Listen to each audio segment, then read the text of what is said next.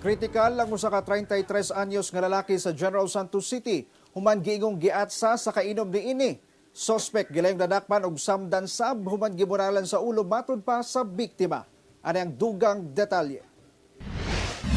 Nagkadugo og naglisod na og ginhawa dihang naabtan sa mga otoridad sa Police Station 9 ang 33 anyos nga lalaki nga giilang sa Declar Paulino Jr. sa balay sa iyang iyaan sa Nopol, Barangay Codel sa General Santos City pasado alauna, Biyernes sa kadlawon. Sumala sa kapulisan, giat sa matud pa kini sa ulo sa kapuyo sa iyang iyaan nga giilang si Antonio Caturan, 41 anyos. Nakita ko kahapon, kagabi talagang malaki ang sugat dito sa noo. Kahit niya ako talagang hindi ko kayang tingnan kasi naliligo sa sariling dugo at malapit na putol itong right wrist niya. Partly merong utak doon sa sahig, no? Doon sa crime scene. Sa investigasyon sa otoridad, saysay sa iyan sa biktima. Una nahitabo ang krimen. Nag-inom matud pa ang biktima o ang suspect Huwebes sa gabi sa ilang balay diyang nagkalalis ang duha. Nagiinuman itong pamangkin niya kasama kanyang live-in partner.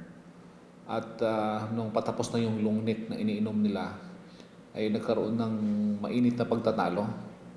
So, allegedly, pinalo una nung biktima itong suspect. Kaya may sugat dito sa ulo yung kahoy. So, hanggang sa yung si Antonio Caturan nakakuha ng itong axe, no? Kaning atsa. Miikyas ang suspect human sa krimen. Apan gilayon kining nadakpan atol sa hot pursuit operation sa Mabuhay Diversion Road. Gipangutana pa sa mga pulis ang suspect kung nganong nagkadugo kini. Nganong nakadugo? Nganong nakadugo? Dugo.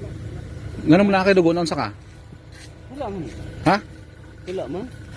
Kasong frustrated homicide o homicide ang posibleng atubangon sa suspect. So of course, ang maaaring i-file natin na kaso is frustrated homicide.